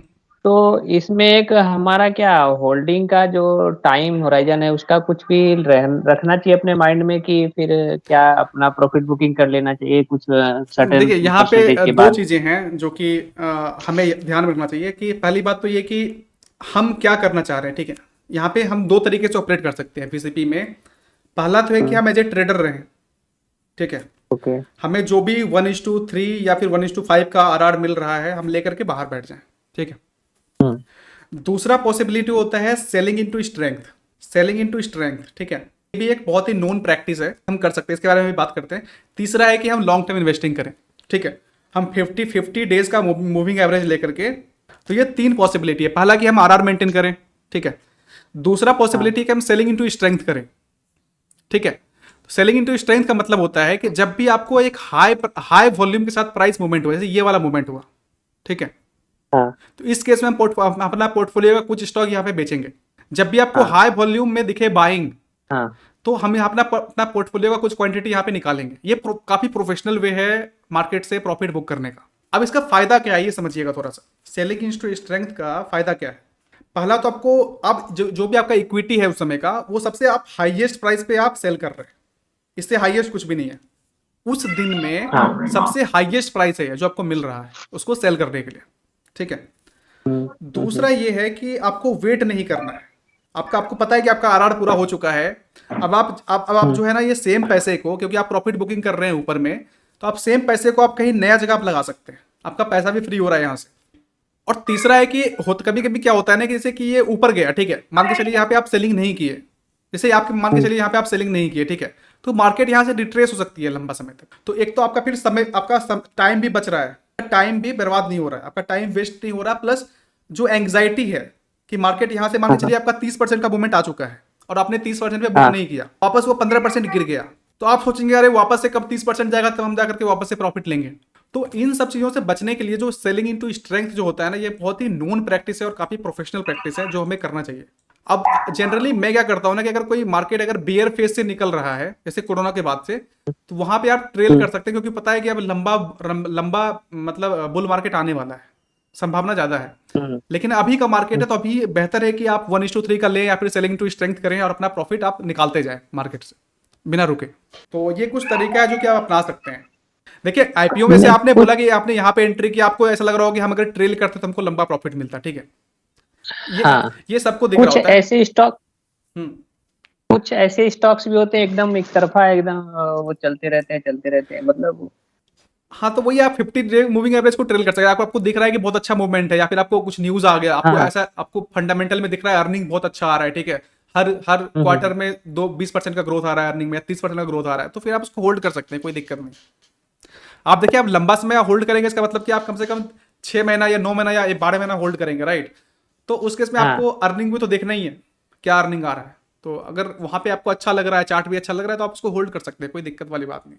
लेकिन देखिए स्टॉक में भी आपको मल्टीपल अपॉर्चुनिटी मिलने वाले हैं ट्रेड करने के लिए। ऐसा नहीं है कि ये पहला बेस आपका छूट गया तो दूसरा बेस में आप ट्रेड नहीं कर सकते, या तीसरा बेस में आप ट्रेड नहीं कर सकते। आपके पास मल्टीपल अपॉर्चुनिटी है। आप मतलब जल्दी जल्दी प्रॉफिट बुकिंग करते हैं ना, तो फिर आप उस पैसे को कंपाउंड कर सकते हैं, आपका समय बर्बाद नहीं होता। मतलब आप देखो यहाँ पे आपने एंट्री किया, मतलब 10 दिन में आपका प्रॉफिट मतलब 1:3 का या 1:5 का आपको आ रहा है, मतलब रिस्क रिवॉर्ड तो बढ़िया है। फिर आप उसको उस पैसे को फिर से आप रोटेट कर सकते हैं कोई नए स्टॉक्स में। अच्छा, जो आपने जो इंडियन फिल्टर स्टॉक की जो अभी डाली थी अपने इंस्टाग्राम पे, सॉरी टेलीग्राम पे, तो इस मैंने क्या प्रिंट आउट निकाल के लाया हूँ। अब आज मेरे को तो अच्छे से समझना है, तो मैं ये पूछना चाहता हूँ सर, जैसे इसमें जैसे ये आपने ये इसको मतलब सारे स्टॉक को अपने को चेक करना है।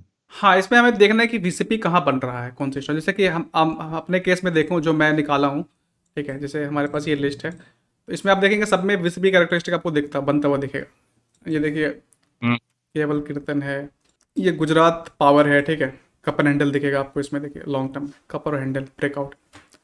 तो यहाँ से आप ऐसे करके निकाल सकते हैं आपको जो जिसमें आपको वीसीपी दिख रहा हो, फिर आप उसको अपने ट्रेडिंग के लिए आप रख सकते हैं।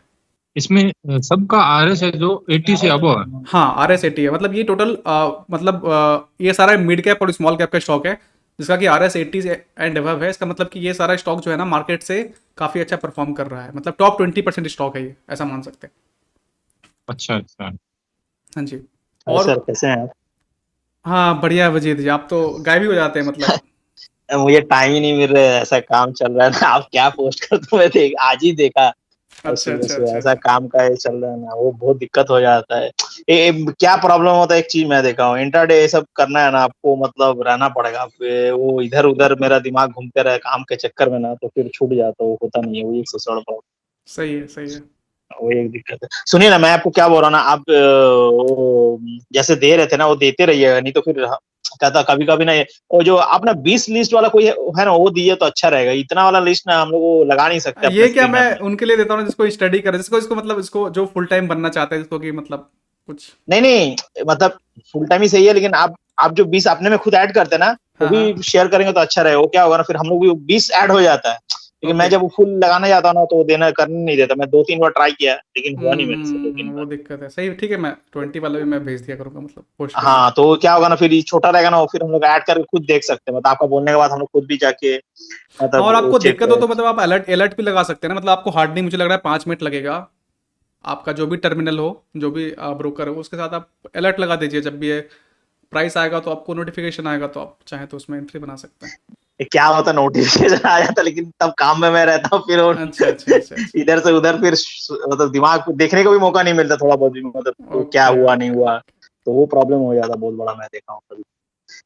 नहीं, आप अभी जो दे रहे हो ना, वो अच्छा है। मतलब ऐसा आप कहते रहोगे ना कि ये मतलब ब्रेक कर गया, मतलब आपने सोचिए कल या आज कब का एक दिए हुए है, क्या कोई कपड़ा वाला कंपनी है, क्लॉथिंग वाला, तो ऐसा आप देते रहिए। तो उससे क्या होगा ना, बाई चांस हम लोग को नजर ही कभी रात से कम से कम देख के जाके मतलब वो कर सकता हूँ हम लोग। ये अपना जो प्राइवेट ग्रुप है ना, इसमें मैं चाहता हूँ कि मैं वही स्टॉक डालूं ना जिसमें कि मैं ले रहा हूँ, ठीक है।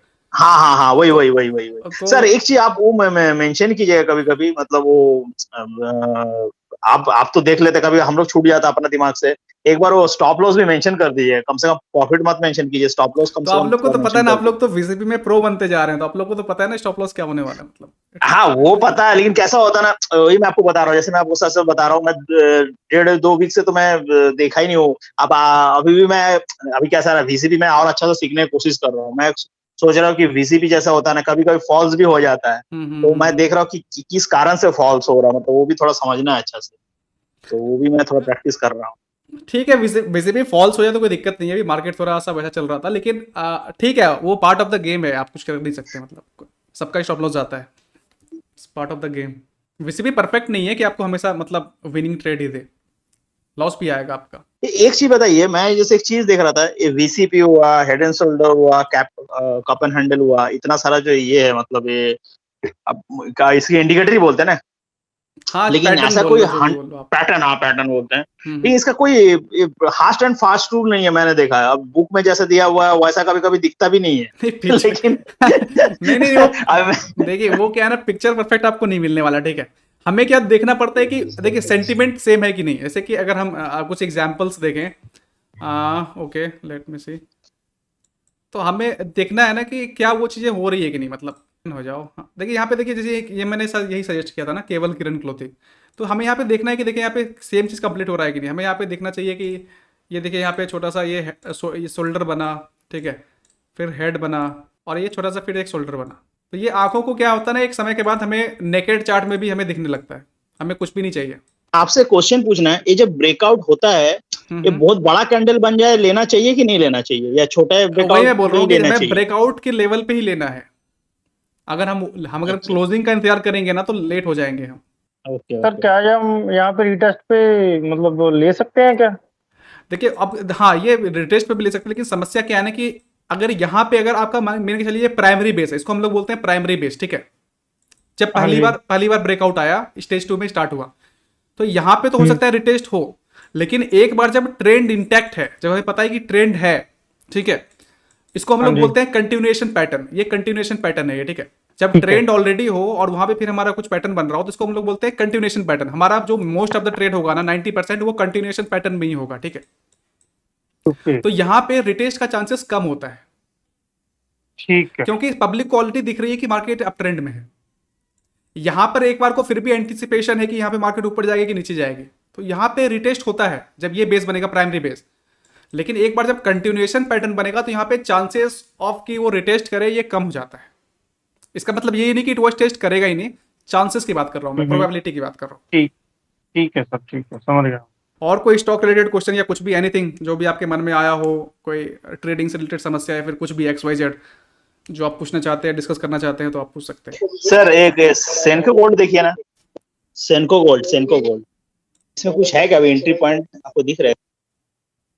हमारे हिसाब से तो नहीं। अगर कुछ बनने दीजिए, अगर कुछ पुल एंड फ्लैग टाइप से कुछ बनता है तो आप कुछ प्लान कर सकते हैं। अभी तो यहाँ पे छोटा सा 2 बार टेस्ट किया है इस लेवल को। अगर यहाँ पे कुछ बनता है ना इस प्रकार से कुछ, तो आप यहाँ पे एंट्री बना सकते हैं। अगर पुल एंड फ्लैग या फिर पेनेट पैटर्न जो भी बोल सकते हैं आप, थोड़ा सा मतलब कंसोलिडेट कर रही है मार्केट यहाँ पे, अगर कंसोलिडेट करके ब्रेकआउट आते हैं तो आप एंट्री बना सकते हैं। नोट यहाँ पर भी देखिए सेम था, ये IPO था या फिर डीमर्जर था, मुझे पता नहीं ये IPO था या फिर डीमर्जर था। बेस बनाया, ब्रेकआउट आया। IPO था, ओके। तो यहाँ पे बेस बनाया, ब्रेकआउट आया, तो देखिए कंसेप्ट सेम रहने वाला है। और ये चीज़ें टाइम टेस्टेड है। हम जो यहाँ पे बात कर रहे हैं ना, इसलिए इतना स्ट्रांगली बात कर पा रहे हैं क्योंकि ये सब सारी चीज़ें टाइम टेस्टेड है, आपको सेम जगह यही मिलने वाला है। VCP एक रिप्रेजेंटेशन है डिमांड एंड सप्लाई का, यहाँ पे कुछ भी नया नहीं हो रहा। ये डिमांड, अगर आपको अपने बच्चे को आपको अगर सिखाना हो कि आपके बच्चा पूछे कि पापा मुझे बताओ या फिर कि ये डिमांड एंड सप्लाई को हम कैसे रिप्रेजेंट करें चार्ट पे, ठीक है, तो ये VCP जो है ना, ये उसका एक मतलब एक विजुअल फॉर्मेशन है डिमांड एंड सप्लाई का। आप इसको ऐसे रिप्रेजेंट कर सकते हैं। तो ये बहुत ही टाइमलेस चीज़ें हैं। ये हमेशा से होते आया है और ये हमेशा रहेगा जब तक डिमांड एंड सप्लाई है, फ्री मार्केट है। जब तक फ्री मार्केट है, डिमांड एंड सप्लाई रहेगा और ये चीज़ें बनती रहेंगी। मतलब सब लग रहा है प्रो ट्रेडर बन गए, मतलब किसी के पास कुछ क्वेश्चन नहीं बचा है। नहीं सर, प्रो ट्रेडर्स तो अभी नहीं बने, अभी ऐसा है थोड़ी प्रैक्टिस कम है। तो जैसे जैसे और ज्यादा ट्रेड देखते रहेंगे तो वैसे वैसे और सवाल आते जाएंगे। जैसे मैंने अभी VCP मतलब ज्यादा चार्ट्स, अभी मैं ज्यादा चार्ट्स देख रहा हूँ, पर एंट्री मेरी अभी ज्यादा नहीं हुई कहीं किसी भी उसमें, क्योंकि अभी मुझे लगता है कि थोड़ा और टाइम लगेगा मुझे भी। आपको एंट्री करना है ना, मैं अभी भी आपको बोलूंगा कि आप अलर्ट लाने का हैबिट डालिए, ठीक है। मुश्किल से 5 ये मिनट मैं लगेगा आपको। ट्रेडिंग व्यू पे लगाऊं या अपना काइट पे? आपके पास ब्रोकर है तो ब्रोकर बेस्ट है, आपको नोटिफिकेशन आ जाएगा। इससे क्या होगा, आपको कभी भी वो नहीं होगा कि हमें चार्ट देखना है। आपके मन में कभी ये चीज़ नहीं चलेगा। आपके पास आप निश्चिंत रहेंगे, आपके पास नोटिफिकेशन आएगा, फिर आपको चाहे तो आप वहाँ पे एक्ट कर सकते हैं या फिर चाहे तो आप उसको जाने दे सकते हैं। तो आप ये हैबिट में डालिए, आपको कभी भी क्या बोलते हैं वो एंग्जाइटी कुछ नहीं होगा आपको। ये बस सर ये वीक या इसके अगले वीक तक मनीष मैं जी, और प्रैक्टिस करके एंट्री कर दूंगा। हाँ, नहीं मैं क्या बोल रहा था, आप जो अलर्ट लगाना बोलते हो वो कैसे, मतलब अभी सोचिए, मतलब वो कहाँ एग्जैक्टली लगाएंगे अलर्ट यदि मुझे लगाना है? जैसे एक कि कोई भी एग्जांपल मैं दीजिए। फायर्स में लगा के दिखाता हूँ आपको, ठीक है। ये मेरा फायर्स का टर्मिनल है।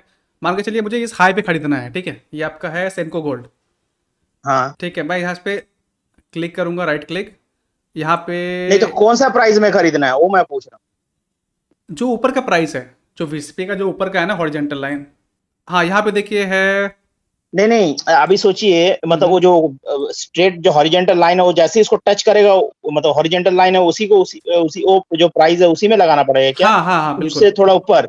नहीं वो हॉरिजेंटल लाइन पे ही लगाना है। जो भी आपको दिख रहा हो, जो भी आपको विजुअली दिख रहा हो कि इसके पार जाएगा तो मार्केट ऊपर जा सकता है, ठीक है। जैसे कि हमारा चार्ट ऑफ द वीक का स्टॉक है, ठीक है। जैसे ये हमें दिख रहा है यहाँ पे न्यूलैंड है, ठीक है।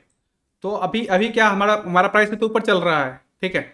लेकिन हम चाहें तो अभी भी ये हॉरिजेंटल लाइन जो है 3845.65 रुपीज़ का, इस प्राइस का हम अलर्ट लगा सकते हैं। अगर मार्केट इसको रिटेस्ट करती है तो हमारे पास नोटिफिकेशन आएगा और हम वहाँ पे अपना एंट्री बना सकते हैं। अच्छा, लेकिन उससे नीचे टूट गया तो फिर क्या है, मतलब वो वेट अपना लॉस दे देना है, नहीं देखिए, करेक्ट? बेट तो है ना एंड ऑफ द डे। देखिए जो हम लोग इसको ट्रेडिंग को बोला जाता है जुआ, ठीक है, ठीक है, gambling. End of the day gambling और हम जो कर रहे हैं इसमें ज़्यादा अंतर नहीं है अगर उस सेंस में देखें तो। लेकिन क्योंकि क्योंकि हम गैम्बलिंग ट्रेडिंग और हमें मतलब हम प्रोफेशनल ट्रेडर इसलिए बन पाते हैं क्योंकि हमें रिस्क रिवॉर्ड पता है। हमें पता है कि हमें धंधा कहाँ पे काटना है। ये हमें गैम्बलर से अलग करता है। विजुअली किसी को, सामने वाले को, मतलब आप भी देखें तो गैम्बलिंग में और ट्रेडिंग में ज़्यादा अंतर नहीं है। बस प्रोफेशनल ट्रेडर को ये पता होता है कि हमें कहाँ पे निकल जाना है, कहाँ पे हमारा एज खत्म हो चुका है, कहाँ पे हमें एसेल लेना है। सिर्फ यही बात हमें प्रॉफिटेबल बनाता है। एंड ऑफ द डे ये जुआ का ही पार्ट है क्योंकि मेंटलिटी साइकोलॉजी सेम है। आप अपने कभी अगर इंट्राडे किया होगा तो आपको पता होगा कि कैसे हम भावनाओं में बह जाते हैं, राइट? हाँ, वो मुझे बहुत भयानक एक्सपीरियंस है। हाँ तो वही चीज़ है, तो चीज़ें वही है। लेकिन क्योंकि हम उसको प्रोफेशनली कर रहे हैं, हम चीज़ों को समझ रहे हैं, हम रिस्क को समझ रहे हैं, इसलिए हम यहाँ पे अपना एज डेवलप कर पा रहे हैं और यहाँ पे पैसा हम घर लेके जा पा रहे हैं। अगर आप बीसीपी को सेम रहने दो, आप कुछ भी आरआर मेंटेन करो, ठीक है, आप पोजीशन साइजिंग मेंटेन नहीं करो, आप रिस्क मेंटेन नहीं करोगे, आपको वो 1% ज़्यादा हारना नहीं है, तो आप फिर भी यहाँ पे जुआ ही है, मतलब एंड ऑफ द डे। लेकिन मनीष जी, मैं क्या सोचता हूँ, हम तो छोटे छोटे ट्रेडर है, अब जो एल्गो है बड़ा ट्रेडर है, उनको तो सब पता रहता है कि पब्लिक किधर घुसेगा और किधर क्या करेगा, ठीक है। तो आराम से फंसा सकता है। उसको फंसाना हम लोग के लिए कोई बड़ा बात नहीं, तो इजीली हमें फंसा के तो निकाल हम सकते हैं, निकल मतलब। जाएंगे। अगर वो हमें फंसाने की कोशिश करेगा तो हम एसएल दे देंगे ना, अपना एसएल दे देंगे। हाँ, तो लेकिन वही है कि कितना बार वो फंसा सकता है, अच्छा खासा वो फंसा हमेशा सकता है, नहीं मतलब फंसाएगा। वो मैं देखिए सोच सकता। देखिए वो हमेशा नहीं फंसाएगा, वो हमेशा फंसा ही नहीं सकता है। देखिए ये जो बाइंग कर रहे हैं ना यहाँ पे, मान के चलिए ये न्यूलैंड लैब है, ये बाइंग जो हो रहा है ये हम नहीं कर रहे। देखिए स्टॉक को ऊपर ले जाने में या फिर म्यूचुअल फंड का हाथ होता है, या फिर कोई इंश्योरेंस कंपनी बैठी है, या एफआईआई बैठी है, डीआईआई में यही सब आ गए, म्यूचुअल फंड वाले या फिर हमारे जो इन हाउस जो इन्वेस्टर हैं, ठीक है। तो ये बाइंग वो कर रहे हैं और ये इनफाउंड बाइंग है। और वो अगर वो बाइंग कर रहे हैं तो वो यहाँ पे प्रॉफिट बुकिंग करने के लिए नहीं कर रहे, वो इसको लंबा लेके जाना चाहते हैं। आप ये सोचिए कि कोई भी म्यूचुअल फंड की कंपनी जो होती है वो 15% से ज़्यादा का रिटर्न क्यों नहीं दे पाती। हम लोग एक दिन इस पर भी डिस्कशन करेंगे क्यों हमें म्यूचुअल फंड में इन्वेस्ट नहीं करना चाहिए। आप ये समझिए कि म्यूचुअल फंड ऐसा नहीं होता है कि रात भर में घुस गई और अगला दिन निकल गई। उसको एक ग्रेजुअली पोजीशन बनाना पड़ता है। जैसे कि आपके मान चलिए, चलिए एग्जांपल लेते हैं, आपके पास आपने मान चलिए ग्रोथ फंड में आपने पैसा लगाया, ठीक है। मान के चलिए निप्पॉन का ग्रोथ फंड में आपने पैसा लगाया, राइट। उसमें लिखा हुआ है 5 कंपनी, 5 कंपनी का नाम लिखा हुआ है, 10 कंपनी का नाम लिखा हुआ है। अभी करंट एनएवी जो चल रहा है उसका नेट एसेट वैल्यू वो चल रहा है मान के चलिए 500 करोड़ रुपए का, ठीक है। अब क्या हर महीने उसके पास पैसा आ रहा है, तो अब क्या वो अब वो मान के चलिए एनएवी बढ़ करके 600 हो गया और 700 हो गया। तो अब सोचिए कि अब जो एसआईपी आ रहा है वो तो हायर वैल्यू पे, हायर प्राइस पे खरीदा जा रहा है ना स्टॉक्स को। तो जो इनिशियल लेवल पे जो म्यूचुअल फंड आपको रिटर्न दे रही थी वो रिटर्न वो सेम जनरेट ऊपर नहीं कर सकती है वो। और उसके पास ऐसा भी नहीं है कि छोटा कैपिटल है 10 लाख का या 50 लाख का कि वो रात भर में निकल जाए। अगर जिसमें मार्केट फॉल भी आएगा ना तो वो लोग निकल नहीं पाएंगे। ये जो पूरा स्टेज एनालिसिस का जो कंसेप्ट है ना, स्टेज एनालिसिस का, ये सब कुछ वहीं से आता है। आपको मैं दिखाता हूँ एक एग्जांपल। क्या होता है ना, उनके पास उनको समय चाहिए निकलने के लिए। नहीं तो आप बोल रहे, हाँ वो तो सही बात है। तो उसके हिसाब से फिर तो कभी मतलब क्या, मतलब कैसे निकलेगा फिर, तो उसको फिर निकलने का मौका कैसे मिल जाएगा? किसी को तो फंसाएगा वो, निकालना है तो। हाँ तो वही वो फंसा जाता है। देखिए ये सिंपल सा है। ये अपना चल रहा है रिलायंस इंडस्ट्रीज, ये रिलायंस इंडस्ट्रीज का चार्ट है, ठीक है। उम्मीद है आप लोगों को क्लियरली विजिबल होगा। एक सेकेंड, हाँ ये देखिए रिलायंस इंडस्ट्रीज का चार्ट है। इसमें स्टेज एनालिसिस देखिए, ये पूरा साइडवेज था। आप मैं यही बोलता हूं कि इन्वेस्टर को यहां नहीं फंसना चाहिए। हम सिर्फ स्टेज 2 में ही बाय करेंगे, अदरवाइज हम बाय ही नहीं करेंगे। तो ये देखिए पूरा फंसने वाला फेज था यहाँ पे कि कब से कब तक मार्केट यहाँ पे फंसा रहा। आप मान के चलिए 2007 से लेकर के 2017 तक 10 साल रिलायंस ने कोई रिटर्न नहीं दिया। नो डाउट अच्छी कंपनी है, देश की कंपनी है, पेट्रोलियम इंडस्ट्री में है, टेक्सटाइल बनाती है, तो क्या, लेकिन क्या रिटर्न आपको कुछ रिटर्न मिला आपको? तो आंसर है नहीं। लेकिन एक बार स्टेज 2 में एंट्री होता है, फिर देखिए आपको क्या रिटर्न मिला। और अभी देखिए ये थोड़ा डिस्ट्रीब्यूशन चल रहा है, ये जो भी चल रहा है ये भी डिस्ट्रीब्यूशन चल रहा है। आप इसमें क्यों एंट्री करेंगे? अपना समय क्यों बर्बाद करना आपको? ये पूरा एरिया में डिस्ट्रीब्यूशन चल रहा है। जब तक ये यहाँ पे फ्रेश ब्रेकआउट नहीं आता है तब तक हम इसमें क्यों अपना दिमाग लगाएं? समझ रहे होंगे आप मैं क्या बोलने की कोशिश कर रहा हूँ। हाँ, आप तो बोल सही रहे हो, लेकिन मेरा क्वेश्चन है फिर प्रॉफिट कैसे दिखा रहा है फिर म्यूचुअल फंड इतना मतलब वो फिर आप कैसे वही निकाल रहा आप है? वॉरेन बफेट का स्टेटमेंट सुनना। वॉरेन बफेट का स्टेटमेंट है कि जितने भी 95% ऑफ द म्यूचुअल फंड जो है ना, वो इंडेक्स फंड को भी बीट नहीं कर पाते। इंडेक्स फंड हमारा मतलब क्या? निफ्टी 50। निफ्टी 50 का रिटर्न देख लो, आपका 15% से ऊपर का रिटर्न है। मतलब अगर आप जब से लिस्ट हुआ है तब से अभी तक का देखोगे तो शायद उससे ज़्यादा है मेरे हिसाब से, ठीक है। लेकिन उतना रिटर्न भी म्यूचुअल फंड नहीं दे पाता है अभी। इसलिए 3 साल में अभी मिला है ना, क्योंकि अभी मार्केट अच्छा था 3 साल में, ठीक है। इसलिए आपको दिख रहा होगा 20% या 25% में भी। हाँ, यही खेल है। लेकिन पब्लिक यही अगले नहीं अगले 10 समझता साल है। में सब बराबर हो जाएगा, या अगले 5 साल में सब बराबर हो जाएगा। ये मैं भी मानता हूँ, मैं म्यूचुअल फंड में इन्वेस्टमेंट हूँ, मुझे पता है, मैं देखते रहता हूँ। एकदम हाँ आपने सही कहा, वो कहाँ बेवकूफ बनाता है पब्लिक को, लास्ट का जो चला जाता है उससे आगे का वो एवरेज हो जाता है, हाँ। तो और इसी वही कारण बेवकूफ से ये बना लोग रहे देखेंगे हैं। हमेशा नया नया क्या बोलते हैं, एनएफओ लॉन्च करते रहेंगे। ये न्यू फंड ऑफर, आप ले लो, ये ले लो, वो ले लो। तो क्योंकि क्योंकि देखिए उनका धंधा है, हम उस पे कुछ कमेंट नहीं कर रहे, क्योंकि उनका बिजनेस है, उनको वैसे ही पैसा कमाना है, तो वो तो वही देखिए करेंगे। धंधा नहीं है, मैं क्या सोच रहा हूँ, देखिए ये इजी नहीं है सबके लिए, इतना आसान नहीं है मार्केट। मुझे तो नहीं लगता इतना आसान सबको इतना जल्दी अच्छा। अभी क्या हुआ मैं आपको बता रहा हूँ, जितना मेरा नॉलेज गेन हुआ है, पब्लिक को लग रहा है बहुत इजी मनी कमाने का जरिया है ये जगह, इतना इजी नहीं है। वो अभी जल्दी समझेगा, कुछ नहीं है, सिर्फ इलेक्शन तक अब वेट करे, फिर वो मतलब आगे पीछे होगा, कुछ ना कुछ देखिए एक होने वाला है क्या। ट्रेडिंग सिंपल है, आसान नहीं है। मतलब इजी नहीं है, मतलब सिंपल है, नो डाउट कि हमें यहाँ पे सिर्फ बाय या सेल ही करना होता है। लेकिन उसके पीछे जो पूरा साइकोलॉजी जाता है, पूरा जो मेंटलिटी जाता है, पूरा जो एक रूल होता है और रूल के अकॉर्डिंग हमें एक्ट करना होता है, ये हमें मतलब हमें एज देता है, ठीक है। देखिए है तो आसान नहीं, बिल्कुल आसान नहीं, सबसे टफ गेम है, सबसे टफ मेंटल गेम है ये, ठीक है। क्योंकि आप अपने पैसे के साथ डील कर रहे हैं यहाँ पे।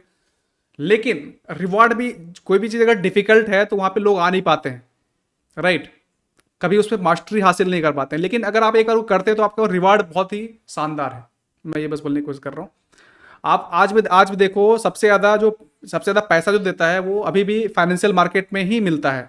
मतलब वॉल स्ट्रीट पे काम करना अमेरिका में आज भी लोगों के लिए सपना रहता है कि हम वॉल स्ट्रीट पे जाकर के काम करें, क्योंकि सबसे ज़्यादा हाईएस्ट पैकेज वही मिलता है लोगों को। नो डाउट चीज़ें टफ है, लेकिन एट द सेम टाइम आपको हाईली रिवार्डिंग भी है। और देखिए एज ग्रुप देखिए, मतलब 25 से 34 ईयर्स, और सबसे ज्यादा मेरे व्यूअर हैं मतलब 46, मतलब 50% मेरे व्यूअर हैं 55 से 64 ईयर्स के। आई एम सरप्राइज्ड कि ये क्या हो रहा है। कमाल है सर, ये भी है ना। तो मतलब they are like more mature, मतलब उनको पता है कि या फिर वो ज्यादा सीजनड हो चुके हैं। यही बात है सर, ज्यादा सीजन हो चुके हैं, जिनका ज्यादा एक्सपीरियंस, पुराना जो फेलियर्स ज्यादा रहे ना, कि जैसे स्विंग में मतलब काफी क्या होता क्या है स्विंग में भी, अगर स्विंग स्ट्रेटजी ढूंढने लग जाए, या तो मूविंग एवरेजेस वाली होती है, या जो नॉर्मल टिपिकल पैटर्न्स होते हैं अपने, ये होता है जैसे ट्रायंगल पैटर्न हो गया, डबल टॉप डबल डाउन हो गया, वैसे हो गया। पर कभी कभार इसमें भी जो फेक आउट्स आते हैं, और सारा कुछ सही होने के बावजूद भी स्टॉप लॉस हिट हो जाता है। कहीं ना कहीं दिमाग तो मतलब कहता है कि गड़बड़ तो है, कि अगर ये पैटर्न पे मैं ट्रेड कर रहा हूँ तो हजारों और काफी लाखों लोग बैठे हैं जिनको पता है कि ट्रायंगल पैटर्न पे ब्रेकआउट हो रहा है। सही है। इसके पीछे एक ये रीजन ये हो सकता है कि जो नए लोग हैं ना, वो अपना स्ट्रेटेजी बिल्ड करने में काफी समय गंवा देते हैं। उनको काफी समय मालूम ही कमाते नहीं हैं, पड़ नो डाउट। पाता है कि हमको करना क्या है और और भटकाव कैसे काफी काम ज्यादा करना है। है, वो मतलब ढूंढ लोग रहे हैं। भटकाने के लिए ऐसे बैठे हैं ना कि हाँ, अच्छे तरीके से कोई स्टेप वाइज काम है नहीं कि हमको कैसे क्या करना है और क्या प्रॉफिटेबल बनाएगा, वो पता ही नहीं चल पाता है। काफी लंबे टाइम तक मतलब सर्च मोड में ही रहते हैं। कभी ये देखा, कभी वो देखा, कभी यहाँ कैसे हमको काम करना चाहिए और क्या हमारे लिए अच्छा बेनिफिट, ये मालूम नहीं पड़ पाता है। सर स्टार्टिंग के साल 1.5 साल तो सर्च मोड ही चालू रहता है, क्योंकि सबसे बेस्ट स्ट्रेटेजी क्या है। सबसे बेस्ट स्ट्रेटजी क्या है। और जिसमें ज्यादा पहले पहले मुझे भी ऐसा था कि अब जैसे मैं अभी स्विंग में रहता हूँ, तो स्विंग में क्या है कि कभी कभी 20-25 दिन मुझे टेकना पड़ जाता है। तो फिर देखने के बाद देखा कि यार कोई ना कोई पैटर्न तो होगा जहाँ पे हाई मोमेंटम के मतलब जल्दी से जल्दी रिस्क रिवार्ड मिल जाए, तो कितना टाइम ना मेरा फंड एलोकेट होता रहे वहां पे। तो तब जाके कहीं बीसीपी का पता लगा, ये बुक्स का पता लगा। सही है। अब मैं दिन रात मैंने सारा वीसी पे ही लगा रखा है। ये क्या बस एक नाम है बीसीपी पर, है तो एक्चुअल आप किसी भी हाँ मोड में उसको ढूंढो। अगर वो आप किसी स्ट्रेटजी से ढूंढो तो इसमें क्या मोमेंटम, हमको क्या चाहिए, मोमेंटम चाहिए, स्टॉप लॉस अच्छा होना चाहिए और हमारा रिटर्न अच्छा, ये 3 चीज होने चाहिए ना। तो इसी 3 चीज को ढूंढने के लिए हम अलग अलग स्ट्रेटजी का नाम देते हैं और कुछ भी करते हैं, पर सही है। इसमें तीनों चीज है हमारा।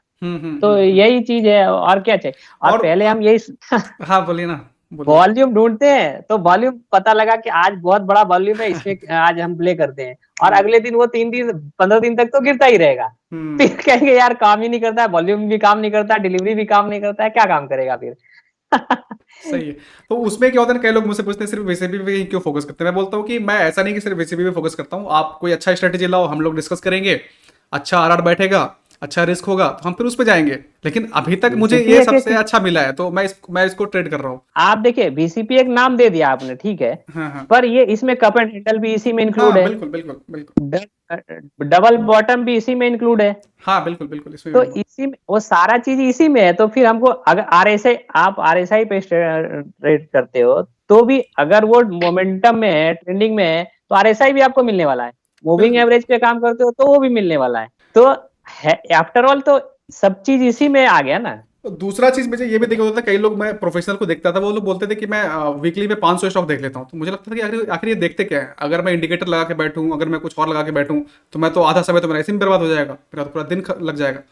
तो जब तक वो क्रिस्टल क्लियर नहीं होता ना, मतलब कि आप क्या देखना चाह रहे हैं, आपका क्या उम्मीदें हैं, तब तक आपको वो राइट चीज कभी नहीं मिलता है। तो अभी क्या हो गया ना कि चीजें इतनी प्रोसेस ड्रिवन हो गई है कि चीजें एफर्टलेसली होती है। मतलब मैं 500 स्टॉक देख पाता हूँ, मुझे दिक्कत नहीं होता, मतलब 1 से 1.5 घंटे में कंप्लीट हो जाता है, फिर मैं उसका और शॉर्ट लिस्टिंग कर लेता हूँ। तो ये सारी चीजें, हाँ, वही प्रोसेस के कारण हो पाती है। मतलब इजराइल और हमास का चल रहा है, इसका इफेक्ट पड़ेगा कोई? और वो युद्ध अगर होगा भी तो वो एक तरफा युद्ध होगा। देखिए इसमें दो तीन इंप्लीकेशन है, अगर मैं जहां तक मैं देख पा रहा हूँ। सबसे पहला तो कि इसराइल पावरफुल है, वो जिस दिन चाहेगा पूरा हमास को बॉम्बार्ड करके खत्म कर सकता है, ठीक है, कोई बड़ी चीज नहीं है इसराइल के लिए।